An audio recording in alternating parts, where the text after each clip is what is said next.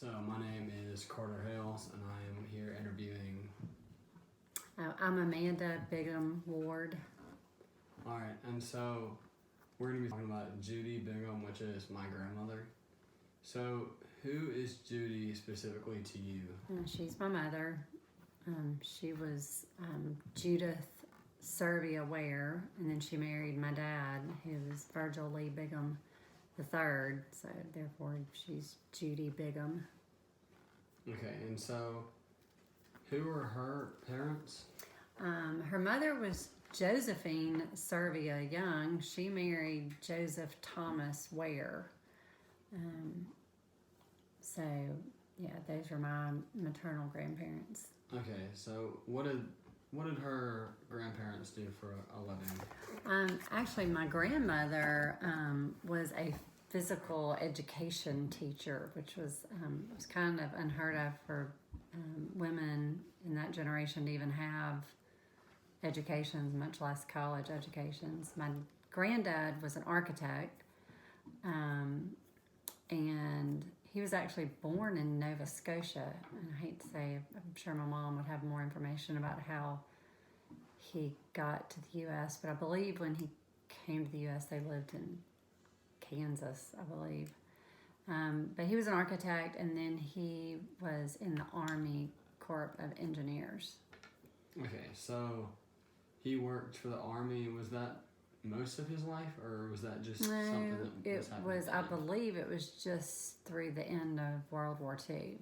Okay, so did he have any art or work, that was like big or really well known, or was it more of a small time? No, his architectural work was very well known in Jackson. There's a lot of buildings here in Jackson. Thalia Mara Hall is one of the ones he's probably most known for. He did a renovation on the old Capitol. He's done lots of houses here, but those are some really big projects that he was responsible for in the Jackson area. Okay, and so back on the topic of your mom, what is she like personality-wise? What is she like around you? She's very smart, very smart. She's like a steel trap. She remembers everything. She, though, likes things to be very predictable and scheduled, and she likes to know what's going to happen. She does not do things at the spur of the moment well at all. She likes to plan and know what's going to happen. Okay, so was she affected by her dad being in the military, or was that something that he just went off to? Well, I think the moving around from a young age, she moved she was born in Jackson, and in 1942 her family moved, I believe they moved to Boston or Chicago first. And that was in 1942, and I believe they moved like 6 times before she was in 2nd grade. So they moved a lot. So I think that lifestyle of jumping around, never knowing where you're going to live next, kind of made her want to be the opposite and wanted to be in control of things and have things predictable. So you think that she became more, that she wanted to be more knowing of where she's going next and in control because of this? I think so. Mm-hmm. Okay, so she wasn't always like that. Well, I don't think so. Maybe that would have been her choice, but I guess as a child, she didn't have a choice. And maybe when she started having a choice, she's made the choice to not be, or to not change things very much. Okay, so you said she moved around several times. Do you know when she moved or any places she moved to? I know she lived in Boston. She lived in Chicago. She lived on the Mojave Desert. I believe she lived in Kansas, unless that was just her visiting grandparents. I really can't remember that. I just can't specifically remember all the places, but I know that she knows it all. She remembers everywhere. She remembers probably the addresses of everywhere she lived. So that sounds like she was a very smart person. Do you think she was like, she remembers like most of the stuff she experienced? Yes, yes, she's very smart. She's very book smart, but she remembers everything. And she talks about things from the age of 2. Like she remembers things specifically from the age of 2. I remember she always talked about when they moved to Boston, I believe. See, I can't remember things like she does. But that it was like really cold, and that the men who were in the army, to keep her warm, would throw her around and like back and forth to get her giggling, to get her blood flowing, to keep her warm. And she was 2, and she remembers that. Okay, so she's very intelligent. And so did any of the past experiences, does she bring those back up today? Does she talk about that a lot? She talks about it all the time. Okay, so she's not like scarred by it to where she doesn't want to talk about it. No, she's not scarred by it to where she doesn't want to talk about it. She might be scarred by it that she wants to talk about it, like to almost therapeutically get it out of her system. Especially like when there were times where my grandfather wasn't allowed to tell like his family what he was doing, so they had no idea what he was doing. They just knew he was part of the service, and that was it.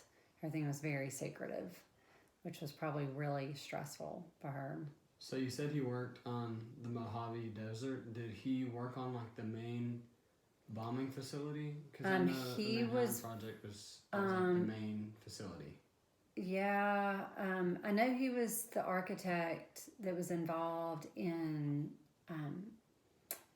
designing the secret lab, but that was in Chicago. And so when he got to the Mojave Desert, I'm not sure exactly what his role was there, but I know he was on the design team that split the first atom. I do know that. So he was very, very smart.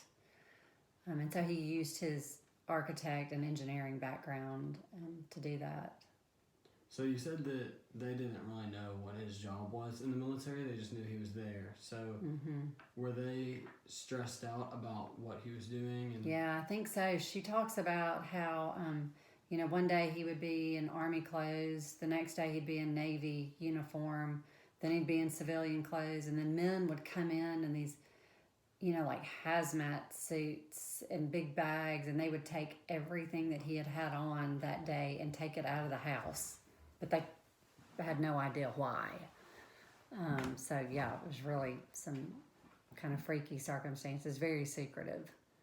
So is it just Judy and her mom that were living together while she was... Yes, yeah.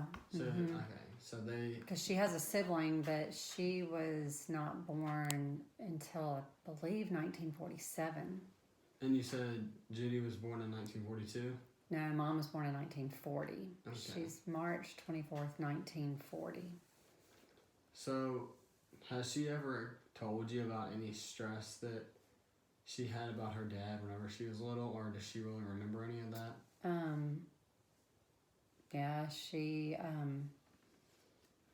probably for his safety. The other thing that happened too was that right before he became part of the Army Corps of Engineers, he lost a kidney and had a kidney removed and was really sick. And I think back in those days, there was a high mortality rate with surgeries like that. So I know that was really stressful. And then that rolled right into him being, a part of all this secretive work. And I'm sure she was scared for his safety. Having these men come in your house and take all his clothes away is probably a little freaky when you're, 4 years old or however old she was. But she was very young when that was going on.